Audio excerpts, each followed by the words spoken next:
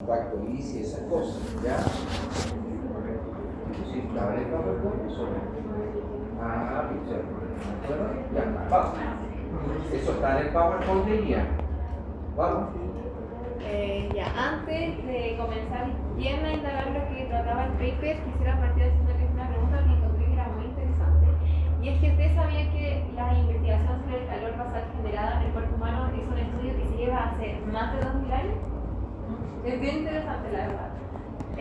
Ahora, partiendo con eso, que es muy importante, vamos a ver un poco de manera cronológica en el tiempo puntos claves en el que se desarrolló el metabolismo basal.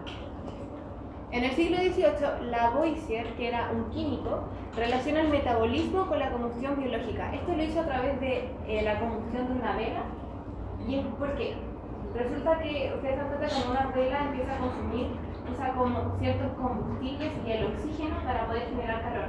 En el caso del cuerpo humano es algo similar. Nosotros tenemos la combustión biológica, que hoy día sabemos que es comer un sustrato energético, que esto reacciona con el oxígeno, va a generar ATP y una cierta parte se libera como calor. Entonces él relacionó la vela con el calor generado tanto en humanos como en animales. Luego tenemos que en el siglo XIX, Magnus Levy, que fue un fisiólogo, Lavoisier, al hacer esto, entabló las primeras bases fisiológicas. ¿Por qué lo digo? Porque Magnus Levy era fisiólogo. Entonces, cuando salió esto, él estableció condiciones muy estrictas para medir la tasa metabólica basal. Aquí les puse algunas, como el reposo absoluto, el ayuno, la temperatura neutra y sin estímulos externos. ¿Por qué lo hizo así? Yo por lo menos por un momento me lo cuestioné los primeros segundos cuando lo leí, y es que obviamente estaba intentando sacar la tasa metabólica basal, que es la energía mínima necesaria que gasta solamente el organismo por existir. Entonces, si nosotros tenemos estímulos externos o en el mismo caso de una temperatura que no fuera neutra, tenemos que pensar en qué pasa en el cuerpo cuando la temperatura es alta en el ambiente. Y vamos a exudar, ¿verdad? Vamos a botar sudor para poder llegar a una temperatura tal. ¿Qué pasa si fuera el contrario? En un ambiente frío, contracción muscular. Entonces, lo que quería hacer Magnus Levy era evitar todo tipo de hasta movimiento involuntario, que solamente fuera el gasto metabólico del organismo, nada más que eso. Algo también que fue tan genial esto, que se utilizó para diagnosticar enfermedades tiroideas. Porque gente con hipotiroidismo e hipertiroidismo tienen una tasa metabólica diferente, porque las personas con hipotiroidismo tienen una tasa metabólica basal que llega a reducirse hasta en un 50%. En caso de las personas con hipertiroidismo, la tasa metabólica basal es de hasta un 80% hasta un 100%. Esto después posteriormente se reemplazó por exámenes de sangre. Luego tenemos que en 1918 Harris y Benedict, que son personas que ya estamos más o menos asociados en el curso, publicaron la famosa ecuación de predicción de la tasa metabólica basal, incluyendo factores como el peso, la talla y la edad. Y hoy en día nosotros sabemos que el gasto energético en reposo, que es el GER, que después mi compañero va a especificar más el tipo de glosario, es un producto de diferentes reacciones metabólicas que ocurren a nivel subcelular, que posteriormente se van a reflejar a nivel celular y van a pasar a los diferentes 78 órganos y tejidos que tenemos. Bien, en este paper en esta revisión, lo que vamos a ver que se toca una de las limitaciones importantes de las ecuaciones predictivas, que aquí les puse entre paréntesis que son inexactas. Más adelante mis compañeros van a ahondar más en esto, pero hay ciertas condiciones en que las ecuaciones predictivas pueden sobreestimar o subestimar el metabolismo basal. Aquí, esto es lo que el paper recomienda, viniendo del punto anterior, es que ellos recomiendan usar la resonancia magnética para poder medir volumen de órganos y algo que se llama Ki, que es la tasa metabólica específica en este caso de un órgano, para que todo sea mucho más, tenga más precisión y que considere al individuo. Y acá les puse que las cosas que afectan el gasto energético en reposo, que es el GER, que son como las reacciones subcelulares en los diferentes órganos y tejidos, el tamaño y la forma corporal. Con forma corporal me refiero a la composición que tiene un ser humano de grasa y de músculo. Luego tenemos la relevancia de estos factores que son para la tasa metabólica basal, como la edad, el sexo y el balance energético. En la edad nosotros sabemos que el metabolismo basal va a disminuir. Es importante también el sexo porque el gasto energético en reposo en hombres es mayor por su forma corporal, que ellos tienen una mayor tendencia a tener más músculo y menor tejido graso. En el cambio, las mujeres es lo opuesto, por eso el GER es menor. Luego el balance energético, que no sé si se acuerdan que podía ser balance energético positivo o negativo, que eso incluía si alguien consumía más alimento y tenía menos actividad física o viceversa. Entonces, en este caso, que también van a ver más adelante, en personas con pérdida de peso activa ocurre algo que se llama termogénesis adaptativa. Es cuando el organismo, así como nosotros, pero también lo hará más allá, ahorra energía para poder como sobrevivir, mantenerse en este cambio drástico. Algo que les puse es el impacto de la obesidad y pérdida de peso.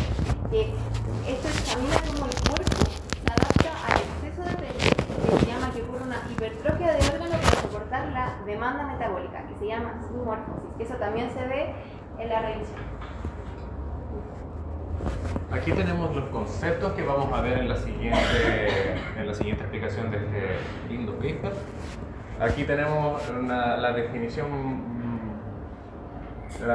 que entendimos como tasa metabólica basal, aparte de la que ya la expuso Kelly, que es el nivel de energía utilizable proveniente de los alimentos para el mantenimiento, actividad y correcto funcionamiento del cuerpo. El GER o RE es el gasto en reposo, cantidad de kilocalorías gastadas en funciones vitales mientras se está en reposo absoluto. Quizás lo recuerdan porque vimos cómo era para mujer, para hombre, aumentaba, disminuía. Perfecto. El Ki es la tasa metabólica específica de la masa de cada órgano o tejido. Esto más adelante lo van a necesitar para poder ver los gráficos y cómo interactúan los distintos cuerpos. El A es la masa libre de tejido adiposo, que se puede ver simple porque es solo una definición, pero va complejizando entre más la onda, porque masa de tejido adiposo se puede confundir con masa libre de grasa. La simorfosis es yo lo entendí como si fuera una acción o un efecto del cuerpo, porque al aumentar de peso nuestros órganos crecen un poco para soportar una carga mayor de tejido adiposo, y al disminuir el peso de los órganos disminuyen su actividad y masa para volver a ser eficientes. Esto lo podemos ver en las tablas siguientes. Recuerden esa definición para que podamos fluir. La adaptación metabólica es los diferentes gastos de energía medido en el paciente y en el que debería tener según su proyección a futura. Por ejemplo, si yo hago un déficit de grasa intenso, ¿acondece con lo que yo tengo proyectado para el paciente? A esta fecha estará. Adaptación metabólica nos dice que puede que se adapte el metabolismo y no lo logre. Depende de qué tan drástico sea ese pivoteo. Y el cuerpo logra este efecto porque los órganos trabajan más lento para ahorrar energía y no morir. Ya. La metodología que siguió este paper y los estudios realizados fue por estudios realizados posteriores. Esto fue un englobe de 91 artículos que dichos artículos trabajaron en investigaciones, en trabajos sistemáticos e interpretar datos existentes. Esto es lo que queremos que entiendan. Este artículo fue por datos existentes previos. Es una revisión sistemática. Y al analizar estos datos existentes, vincularon la tasa metabólica basal con el perfil morfológico de los sujetos en la población general y su adaptación de gasto energético, permitiendo una comprensión integral de estas variables.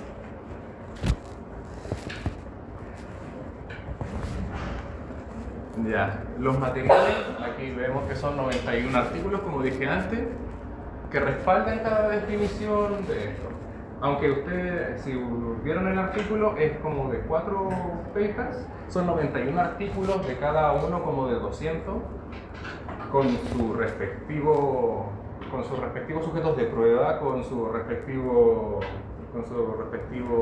medida científica, porque esto fue por medida científica exalta, como el Dr. Croft J. y Dorson Ware, que hicieron el metabolismo gaseoso del corazón mamífero.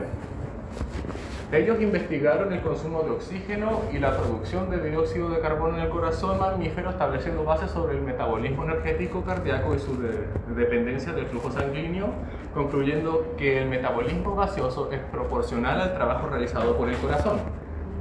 A este artículo lo asociaron al ki. Por eso podemos ver la cita que estos especialistas lo dejaron como en el 21, podemos ver la cita en el artículo como entre paréntesis 21, así lo citaron. Aquí tenemos al Dr. Kops, Seger y Berthold Sepov y Herschel K.R. que hicieron el artículo pérdida de peso, mantenimiento de peso y termonogénesis adaptativa. Aquí creo que fue el 81 o 91, no sé, no me acuerdo. No me acuerdo muy bien, pero lo importante es que ellos redefinieron la pérdida de peso, redefinieron que la pérdida de peso produce termogénesis adaptativa y no hay indicios de cambios en la termogénesis adaptativa hasta un año después, cuando se mantiene la pérdida de peso. Este artículo se asoció a la adaptación metabólica que se redefinió en nuestro paper que leímos anteriormente. En nuestro paper que acumuló los 91 artículos. Es enrevesado, lo sé, pero son 91 artículos que fueron conglomerados para hacer una revisión sistemática. Aunque en el paper no se realizaron la investigación y el experimento, sí se menciona que estos resultados obtenidos a partir de otros papers fueron realizados en adultos en condiciones usuales y bajo supervisión y autorización. A continuación yo voy a explicar los resultados. La primera parte es acerca de la utilización de la energía a nivel celular. Se explica que realmente el gasto energético va más allá de solo el peso y la estatura, sino que es a nivel también celular, de que tenemos el combustible metabólico y el oxígeno, los cuales ingresan a la mitocondria y son utilizados para síntesis de ATP o también aquí para la fuga de protones. La fuga de protones abarca aproximadamente del 20 al 30% de la energía utilizada a nivel celular.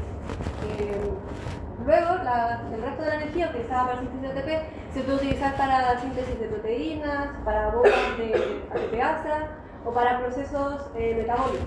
Y finalmente se obtienen estos desechos. ¿Y esto qué es lo que nos quiere decir? Tal como lo mencioné al inicio, el gasto energético no solo va a depender del peso total, sino de la proporción y magnitud de los órganos internos de cada persona.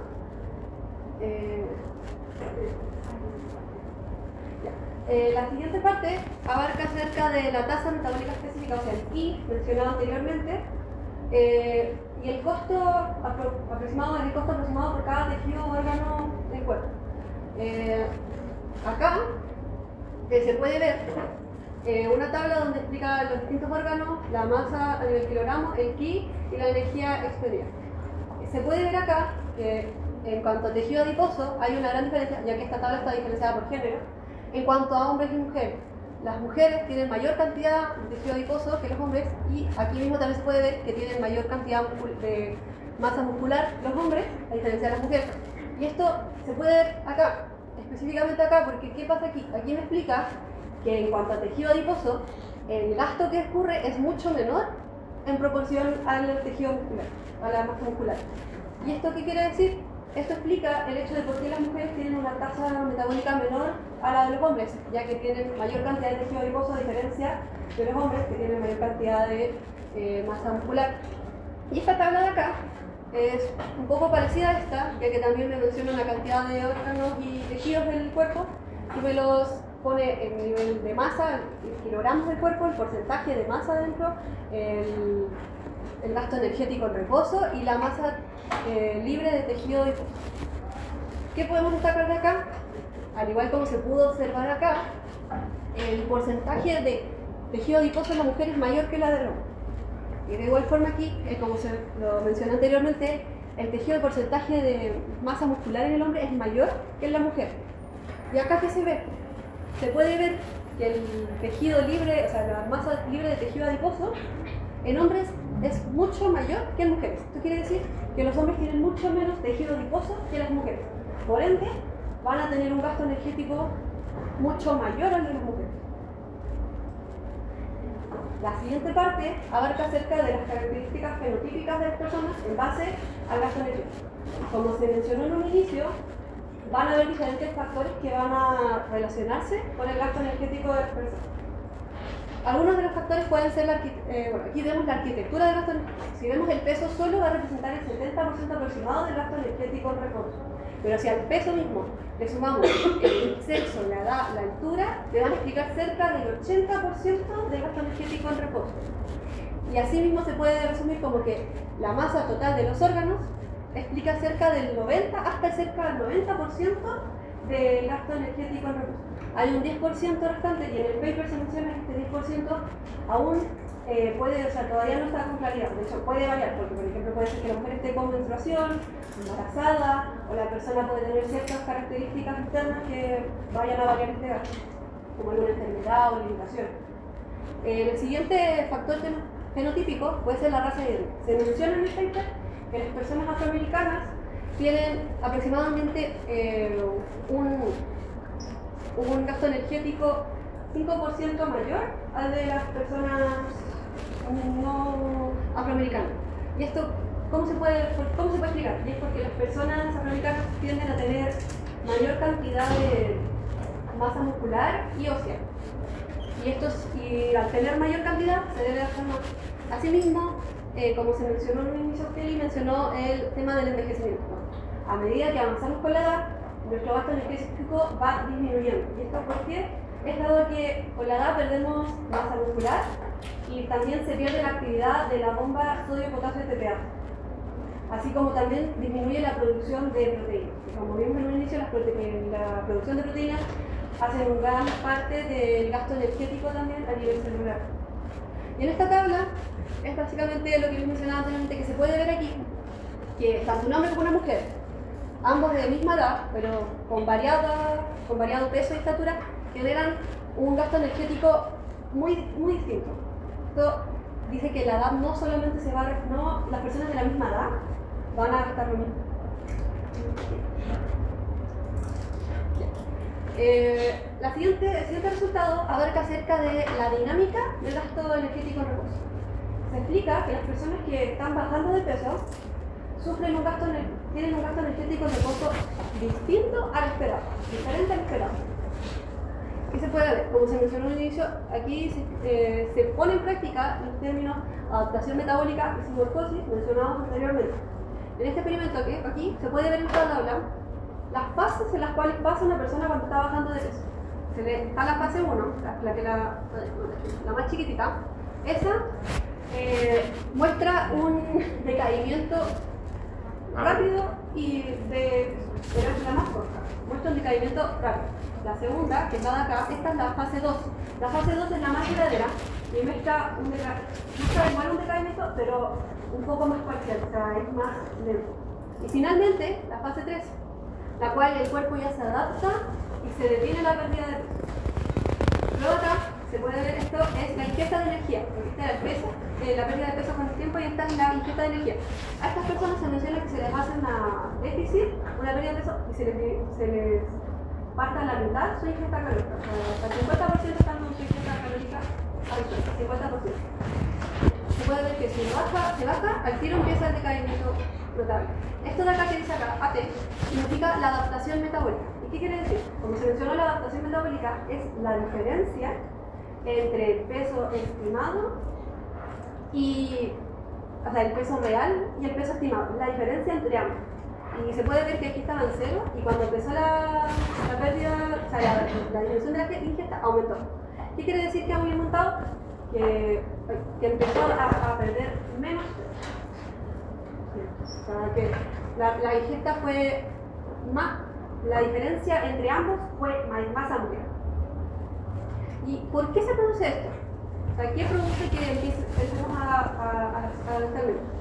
Esto se ha explicado en esta tabla de acá, que se ve que el cambio de la masa de los órganos, como el hígado, músculo, riñón y tejido adiposo, van a generar un cambio en mi gasto energético en reposo. Así como también el cambio en la tasa de filtración de los riñones, en la frecuencia cardíaca y la temperatura, van a generar un cambio en mi gasto energético en reposo. Luego acá se puede ver que las personas, las cuales están en una ganancia de peso, o sea, gano peso, se va a ver reflejado en que aumenta la cantidad de masa adiposa en los diferentes órganos. ¿Eso quiere decir por qué? Porque si yo a mi cuerpo le doy más energía, estos órganos van a consumir y van a crecer para poder gastar más, o sea, van a aumentar su tamaño a nivel adiposo para poder gastar más esa cantidad de energía a la cual estoy ingresando. Y se puede ver aquí notablemente que aumenta la cantidad de calorías, ya que van a estar gastando más calorías porque voy a estar consumiendo más. Voy a dar un ejemplo para que se entienda esto más prácticamente de lo que lo Si una persona pesa 120 kilos y debe pesar 60 kilos, tiene 60 kilos de más. Y si esa persona baja la ingesta energética, al principio le va a ser más fácil bajar de peso, pero después la velocidad de baja de peso se hace más lenta y bajar los primeros 20 kilos le va a ser más fácil, los segundos 20 kilos más difícil y los últimos 20 kilos para llegar a 60 kilos se hace muy difícil porque el propio gasto energético del organismo va bajando, porque los órganos van disminuyendo paulatinamente de tamaño y el gasto energético basal de esa persona va haciéndose más bajo. Por lo tanto, en una persona que tiene 60 kilos de más, que es el doble de lo que debería pesar, la restricción calórica inicialmente tiene un efecto muy importante y en general en las personas cuando tienen exceso de peso y bajan la ingesta, rápidamente empiezan a bajar de peso. El primer mes, los primeros 2 meses, pero después eso se hace muy difícil. Y para eso, ¿qué se debe hacer para continuar bajando de peso? Ejercicio, porque cuando además se baja de peso, solo se pierde tejido adiposo. No, también tejido muscular. Se pierde tejido funcional que gasta energía, va disminuyendo el tamaño de los órganos y particularmente el tejido muscular, porque el cuerpo, la masa muscular, el peso finalmente es el reflejo de la carga que se mueve. Porque si yo hago PS y levanto 40 kilos, es carga que se levanta. Pero si la persona bajó 40 kilos, son 40 kilos menos que el músculo está moviendo. Se entiende entonces por qué es más difícil que baje de peso en la medida que va pasando el tiempo. ¿Ya?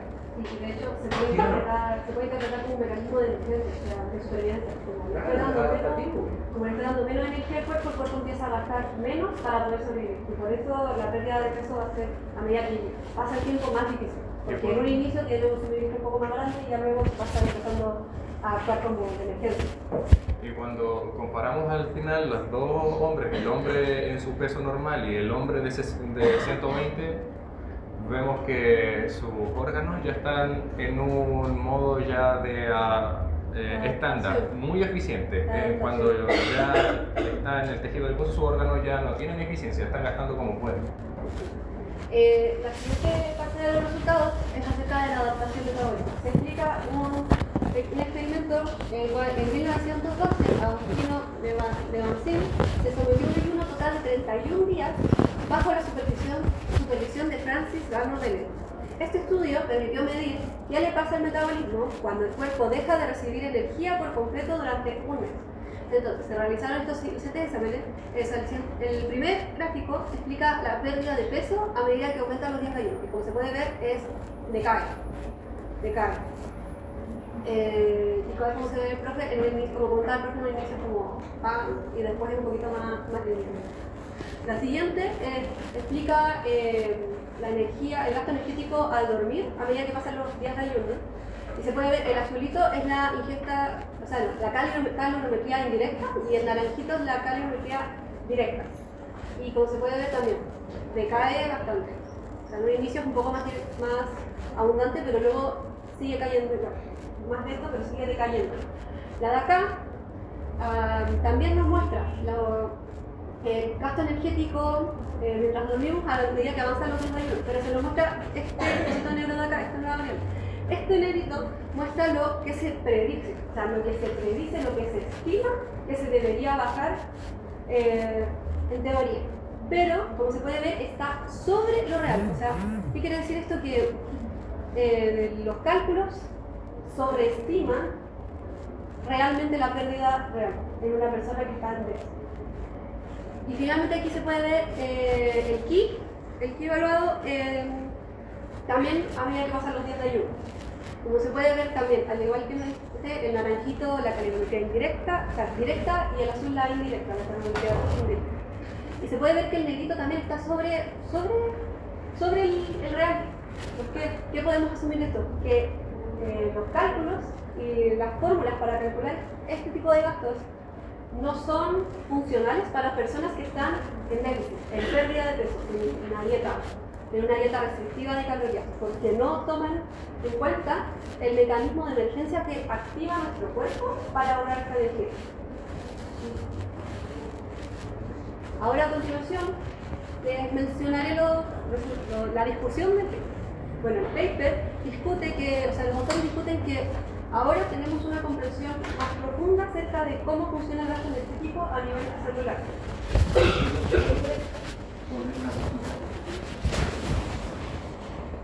Vean ustedes que lo que va descubriendo son las calorías libres. Eso es súper importante. Se va midiendo el gasto calórico basal, y por eso está en unidades de calorías, y después se le espera de ayuno. ¿Cuántas horas de ayuno? Pero en un día seguido. Lo vimos en clase, ¿cuántas horas de 31 días de una persona sin comer? Solo agua.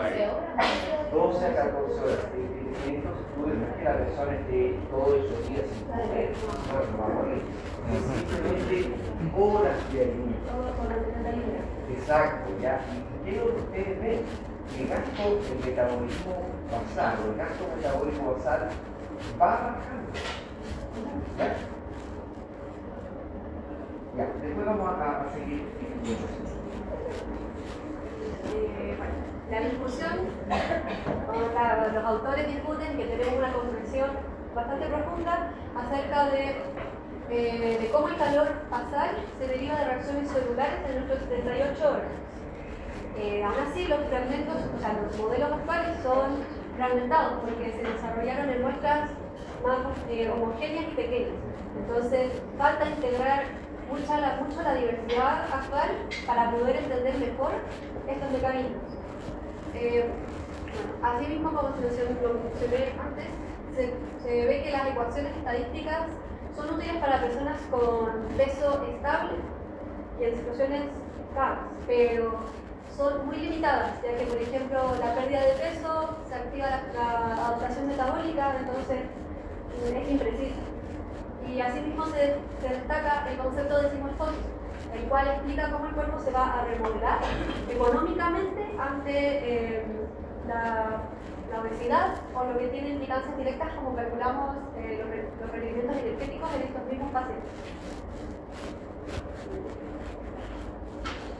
Bueno, y esto es un resumen, o sea, es como el resumen, la síntesis de lo que acabamos de ver, y es que nuestro gasto energético en reposo va a depender de las características fenotípicas, como la temperatura, el género, la edad, la altura, la adiposidad, de características más a nivel celular, de molecular, del organismo como tal en cuanto a la composición, y la masa muscular.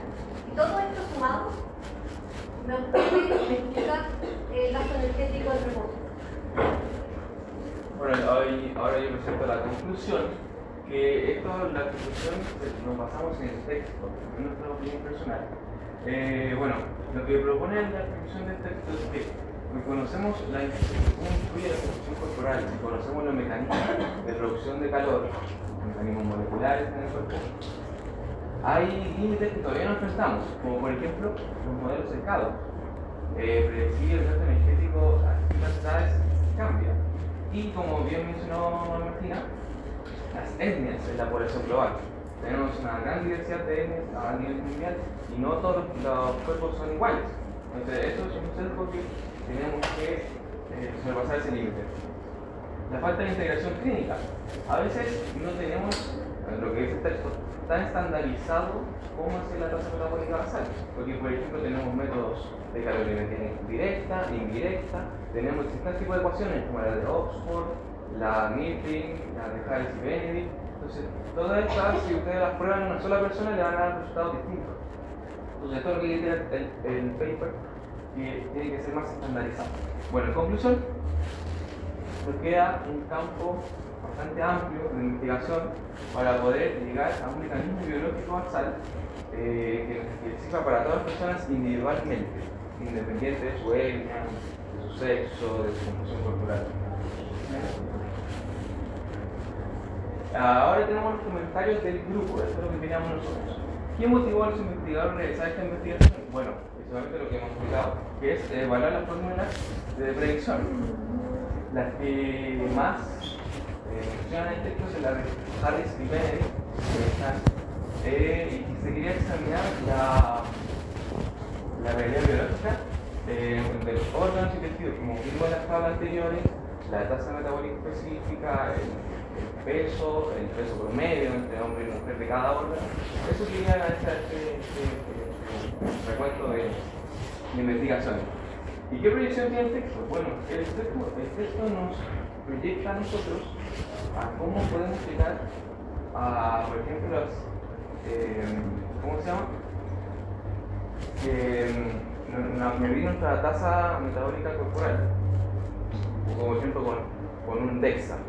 Y eso es de lo que podríamos ocupar nosotros, es más exacto, porque por ejemplo en el texto sale que en la tabla un cerebro promedio hombre pesa 1,6 kg, pero no todos los cerebros son iguales, entonces eso es un promedio. Entonces, haciendo un examen DEXA podríamos tener un resultado más exacto. Bueno, y la reflexión que nosotros quisimos hacer es cómo nos ayuda esta investigación a combatir a los influencers que proponen dietas extremas. Como bien explicamos antes, la termogénesis adaptativa, en este caso, hay muchos influencers en redes sociales, TikTok y Instagram, que promueven dietas extremas sin considerar los efectos que tiene esta. Por ejemplo, la gran pérdida de masa muscular, teniendo un recorte, por ejemplo, del 50%, es alto. Y después hay que combatir el efecto rebote, que no siempre la gente va a consumir tan pocas calorías. Y aquí les doy 3 ejemplos. Por ejemplo, aquí hay una dieta que compartí, que es una dieta de 3 días. Imagínense, en desayuno, un café negro sin azúcar, media naranja y una granada de pan tostado. Almuerzo, un café negro, una granada de pan y media lata de atún. En la cena, una manzana pequeña, 2 tazas de vegetales y 3 onzas de carne, y en postre, una taza de helado de vainilla bajo en grasa. Aquí está el link que la gente va y quiere hacer esta dieta. Es sumamente extremo. Aquí tenemos otro ejemplo que dice baja 6 kilos en 6 días. Bueno, eso es posible matemáticamente, pero no sé si ustedes conocen la dieta del repollo, que mucha gente dice que no, quiero hacer la dieta del repollo, lo que es el peso. Bueno, esta sopa no tiene más de 200 calorías y lo único que consume la gente durante este periodo. Entonces es muy extremo. Bueno, aquí yo siempre he combatido con este tipo de gente que vende Herbalife, con estos batidos de ¿cómo se llama esta cosa? De aloe vera, que generalmente reemplazan una comida, generalmente el almuerzo, que también es un recorte calórico. Claro, la aloe vera es muy nutritiva, pero no reemplaza un almuerzo equilibrado. Bueno, estudios que tienen una posición distinta a lo que hemos leído, supongo que todos leyeron, tenemos 2, que aquí dejé el código si lo quieren leer después, que primero dice la comparación de ecuaciones predictivas para la tasa metabólica basal en adultos total no obesos, o sea, ingreso normal, y en gente con obesidad. En resumen, lo que nos dice este paper es que la ecuación de Mifflin, que está acá, es la más fiable. ¿Por qué? Porque se comparó haciendo la bibliometría indirecta, la que más se acercó, más cerca, es la Mifflin. Y el segundo paper es el gasto energético diario a lo largo de la vida humana. Como nosotros hemos visto en clases, que este texto lo avala, que en la edad de niñez, cuando está en crecimiento, el gasto energético aumenta y cuando adultos mayores desciende. Pero nosotros también nos dijeron y aprendimos que durante el embarazo también aumenta el gasto energético en reposo, pero este texto dice que se mantiene estable de la vida adulta entre 20 y 60 años, incluso durante el embarazo. Yo considero que este paper no está tan completo, pero es parte de PubMed y mucha gente lo puede establecer como real, pero yo considero que hay argumentos mayores para considerar que esta información no es verídica. Más que no es verídica, es controversial. Controversial. Se publicó en lo que hay, Claro. es controversial. Y además que si eso en muy poca gente, más de para 830. Eso lo van a aprender en los cursos de metodología e investigación, que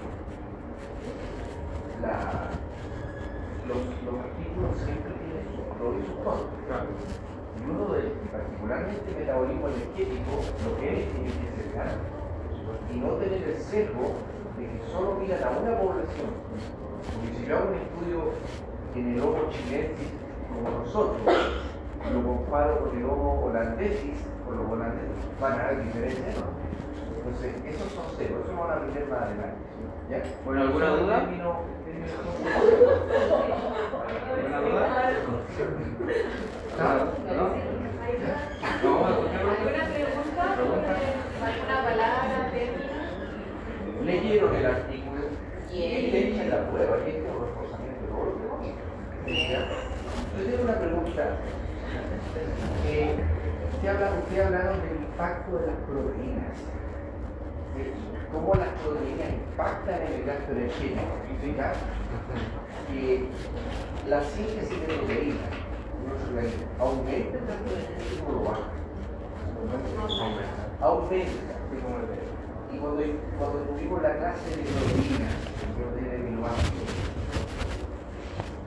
se correlaciona lo que dice este artículo cuando yo les enseñé que la biosíntesis de proteínas es cada vez lo mismo, la biosíntesis de aminoácidos es cada vez, porque aumenta el gasto, es muy alto el gasto. Por lo tanto, ¿qué es lo mejor? ¿Comer los aminoácidos o sintetizar? ¿Los esenciales o los no esenciales? Todos. Pero los no esenciales los podemos sintetizar y los esenciales ahí estamos hablando. Pero sale más barato comer lo que hacer. Por supuesto, el gasto en ATP es muy caro, eso por tiempo no lo podemos ver en este curso, enfocado, pero el gasto de ATP es muy caro por gramo final de aminoácidos. Es mucho más caro. ¿Dudas? ¿Consultas? Para los próximos grupos, cuando presenten, siempre mencionar las medidas, las unidades de medida. Metabolismo basal, calorías, kilocalorías, ayuno, cuánto es el tiempo, después vienen los artículos de proteína o de hidrato de carbono, gramos día, en las curvas si es cambio por hora, por 24 horas, por semana, ¿ya? Esas cosas ya tienen que empezar a tener un lenguaje mucho más técnico, ¿ya? Cada vez que vayamos avanzando en el grupo, la evaluación se pone más exigente porque vamos pasando el tiempo. ¿Ya? Porque en el último grupo vamos a ser más exigentes con la evaluación, vamos más tiempo. ¿Ya?